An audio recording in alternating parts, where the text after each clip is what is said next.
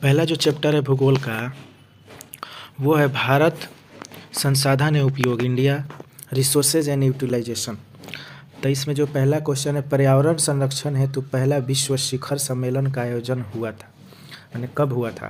तो 1972 में हुआ था, 5 से 16 जून 1972 स्टॉकहोम में, 5 से लेकर 16 जून के बीच में। तो इसीलिए 5 जून को विश्व पर्यावरण दिवस मनाया जाता है।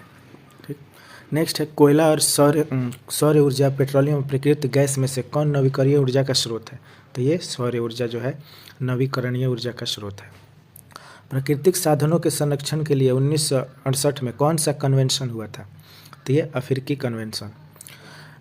प्रथम पृथ्वी सम्मेलन कहाँ आयोजित हुआ? तो ये रियो डी जेनेरियो, ब्राज़ील में हुआ था। और ये जो हुआ था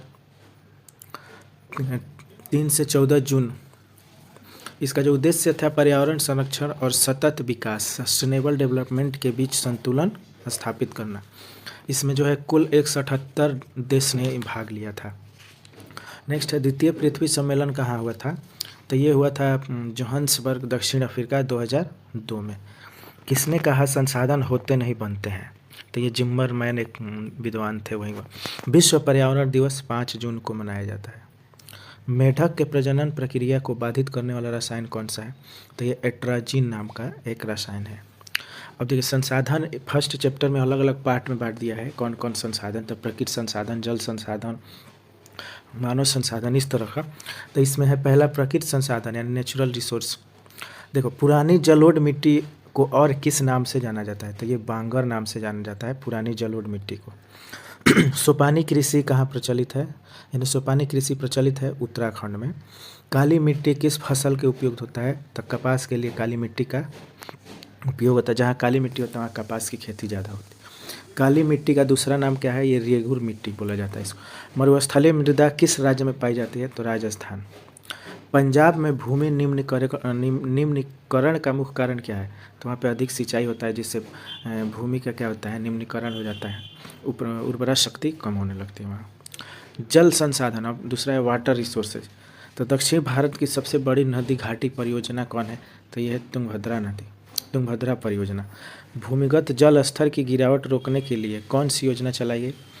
तो ये वर्षा जल संग्रहण, वाटर शेड मैनेजमेंट और ड्रिप सिंचाई। आसवान बांध किस नदी पर बना है? तो ये नील नदी पर। इंदिरा गांधी नहर किस राज्य में स्थित है? तो ये राजस्थान में है। दामोदर घाटी परियोजना किस राज्य में है? तो झारखंड। प्रथम राष्ट्रीय, जरा नहीं मिसप्रिंट है, जल नीति। प्रथम राष्ट्रीय जल नीति कब अपनाई गई? 1987 में। भाखड़ा नागल परियोजना किस नदी पे बना है? तो ये आपका बना है सतलज नदी या सतलुज नदी। भारत का सबसे लंबा बांध, भारत का सबसे लंबा बांध हीराकुंड उड़ीसा महानदी पर स्थित है। नर्मदा घाटी परियोजना किन राज्यों से संबंधित है? तो ये गुजरात, महाराष्ट्र और मध्य प्रदेश। कृष्णराज सागर बांध किस नदी पर है? तो ये कावेरी नदी पर है। नेक्स्ट आपका है गोविंद सागर कृत्रिम जलाशय संबंधित है, तो भाखड़ा नागल से संबंधित है, ये सतलज नदी पे है, ये हिमाचल प्रदेश। भारत का सबसे बड़ा मानव निर्मित जलाशय गोविंद बल्लभ पंत, यह उत्तर प्रदेश के सोनभद्र जिले में स्थित है। इसे रिहंद बांध भी कहा जाता है, इसे रिहंद क्योंकि यह रिहंद नदी पे बना है। बिहार में अति जल दोहन किस तत्व का संकेंद्रण बढ़ा है? बिहार में अति जल दोहन से किस तत्व का संकेंद्रण बढ़ा है? तो आर्सेनिक। बृहद क्षेत्र में जल की उपस्थिति के कारण पृथ्वी को कहते हैं नीला ग्रह। ज़्यादा यहाँ जल की उपस्थिति के कारण पृथ्वी को नीला ग्रह कहा जाता है। सर्वाधिक वर्षा होती है मानसीराम, मेघालय का एक जगह है। प्राणियों के शरीर में कितना प्रतिशत जल की मात्रा निहित है? तो ये 65%। प्राणियों का मतलब यहाँ मानव, जो भी प्राणी है। देश के बांधों को किसने भारत का मंदिर कहा? तो देश के बांधों को भारत का मंदिर पंडित जवाहरलाल नेहरू प्रथम प्रधानमंत्री उन्होंने कहा था। अब है वन एवं वन्य प्राणी संसाधन यानी वन्य जीव संसाधन, forest and wild life resources. इसमें है सिमलीपाल राष्ट्रीय उद्यान कहाँ स्थित है? तो ये उड़ीसा में है सिमलीपाल। किस भाग में मैंग्रोव वन सबसे अधिक पाया जाता है? तो सुंदरवन। तो सुंदरवन कहाँ है? पश्चिम बंगाल में, वहाँ पे मैंग्रोव वन ज़्यादा पाया जाता है। रोहिला राष्ट्रीय उद्यान कहाँ है? तो हिमाचल प्रदेश में। भारत का कितना प्रतिशत भाग वनों से ढका है?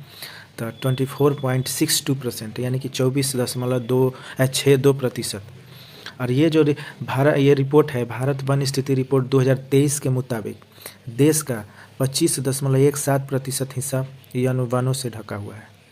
ठीक, ये 2024 का डेटा है, ये 2022 का, ये 2023 का। बाघ परियोजना की शुरुआत कब हुई? 1 अप्रैल 1973 को। काजीरंगा नेशनल पार्क, काजीरंगा राष्ट्रीय उद्यान कहाँ है? तो असम में। भारतीय वन्य जीव बोर्ड का गठन 1952 में। आयुर्वेद के जनक धन्वंतरी। टेक्सोल का उपयोग कैंसर में होता है। जिम कॉर्बेट राष्ट्रीय उद्यान कहाँ स्थित है? उत्तराखंड में। भारत का सबसे छोटा जैवमंडल रिजर्व, या रिजर्व नहीं, रिजर्व बहुत मिसप्रिंट है। रिजर्व कौन सा है? ये क्या है? डिब्रू सरखोबा, यानी डिब्रू असम में है, सरखोबा, डिब्रू सरखोबा। जबकि भारत का सबसे बड़ा जैवमंडल रिजर्व गुजरात के कच्छ की खाड़ी में है। क्यूनाइन का उपयोग होता है। क्यूनाइन एक प्रकार का दवा है, तो मलेरिया में होता है। ये छाल से बनाया जाता है। सर्वाधिक वन क्षेत्र किस राज्य में है? मध्य प्रदेश। सुंदरवन स्थित है पश्चिम बंगाल, अभी बताएं। गिर राष्ट्रीय उद्यान ये गुजरात में है। नंदा देवी राष्ट्रीय उद्यान उत्तराखंड में। वन संरक्षण एवं प्रबंधन की दृष्टि से वनों को कितने वर्गों में वर्गीकृत किया गया है? तो 3 वर्गों में, आरक्षित वन, संरक्षित वन और ग्रामीण वन। संविधान के अनुच्छेद 48A का संबंध वन्य जीवों तथा प्रकृति संसाधनों के संरक्षण से। भारत का कान्हा राष्ट्रीय पार्क स्थित है बाघ के लिए, ये मध्य प्रदेश में है कान्हा। कौन सा जानवर भारत में ही पाया जाता है? तो घड़ियाल, गंगा डॉल्फिन, नीलगिरी तहर और सगाई हिरन। ये जो चीज़ है ये सब केवल भारत में ही पाए जाते हैं। नेक्स्ट आपका है कि खनिज संसाधन, मिनरल्स रिसोर्स। अब है बक्साइट के उत्पादन में कौन सा राज्य अग्रणी है? तो उड़ीसा जो है बक्साइट के उत्पादन में प्रथम स्थान पे है। दुनिया में बक्साइट का सबसे बड़ा उत्पादक देश ऑस्ट्रेलिया है। दुनिया में ऑस्ट्रेलिया सबसे बड़ा बक्साइट का उत्पादक देश है। भारत किस खनिज उत्पादन में विश्व में अग्रणी है? तो ये अभ्रक के उत्पादन में। एल्युमिनियम बनाने के लिए किस खनिज की आवश्यकता होती है? तो बक्साइट की। मैंगनीज उत्पादन में अग्रणी राज्य कौन सा है? तो उड़ीसा। कोडरमा किससे संबंधित? अभ्रक। लौह अयस्क अनवीकरणीय संसाधन है। भारत का सबसे बड़ा लौह अयस्क उत्पादक राज्य कौन सा है? तो उड़ीसा है। पीतल बनाया जाता है, यानी पीतल में क्या मिक्स होता है? तांबा और जस्ता दोनों से। 1 टन इस्पात बनाने में कितने मैंगनीज का उपयोग होता है? तो 10 kg। किस राज्य में खनिज तेल का विशाल भंडार है? तो असम में। यूरेनियम का प्रमुख उत्पादक स्थल जादूगोड़ा झारखंड में है। अब नेक्स्ट आपका है शक्ति ऊर्जा, यानी पावर या एनर्जी रिसोर्स। भारत का पहला स्वदेशी प्रयास से बना परमाणु विद्युत केंद्र कौन सा है? तो कल्लपकम परमाणु विद्युत केंद्र। हिमाचल प्रदेश के मणिकरण में किस प्रकार का ऊर्जा है? भूतापीय ऊर्जा संयंत्र। प्राकृतिक गैस किस खनिज के साथ पाया जाता है? तो पेट्रोलियम। कैगा परमाणु विद्युत गृह किस राज्य में है? तो कर्नाटक। भारत के किस राज्य में सौर ऊर्जा के विकास से सर्वाधिक संभावनाएं हैं? तो सौर ऊर्जा की बात कर रहा है, तो ये राजस्थान में है। भारत में कितने सार्वजनिक क्षेत्र के तेल परिसंस्करण केंद्र कार्य कर रहे हैं? तो ये 18 पर। भारत के प्रथम जल विद्युत संयंत्र कहाँ स्थापित किया गया था? तो दार्जिलिंग जल विद्युत संयंत्र। प्राकृतिक गैस पाई जाती है खनिज तेल के साथ। एशिया का सबसे बड़ा परमाणु शक्ति केंद्र तारापुर महाराष्ट्र। सबसे घटिया कोयला किसे कहा जाता है? तो लिग्नाइट। भारत में कोयले का सर्वप्रमुख उत्पादक राज्य झारखंड। हीराकुंड बांध उड़ीसा में है। तारापुर ऊर्जा केंद्र महाराष्ट्र में है। मणिकरण भूतापीय ऊर्जा संयंत्र किस राज्य में है? हिमाचल प्रदेश के कुल्लू जिले में। भारत में मुख्यतः किस प्रकार का कोयला पाया जाता है? तो बिटुमिनस। भारत का प्राचीनतम कोयले का खान रानीगंज। कोयले का सर्वोत्तम प्रकार कौन सा है? एंथ्रेसाइट। झारखंड के झरिया क्षेत्र में मुख्यतः क्या पाया जाता है? तो कोयला पाया जाता है मुख्यतः। भारत का सबसे पुराना तेल का भंडार कहाँ है? डिगबोई असम। यूरेनियम का प्रमुख उत्पादक स्थल जादूगोड़ा। यूरेनियम का सबसे प्रमुख उत्पादक स्थल जादूगोड़ा। भारत में किस खान का खान माने खनन पर खान का पहला परमाणु ऊर्जा केंद्र स्थापित किया गया? तो यह है आपका तारापुर जो महाराष्ट्र में है। तो ये था पूरा आपका फर्स्ट चैप्टर का अलग अलग पार्ट का जो फर्स्ट चैप्टर है आपका संसाधन।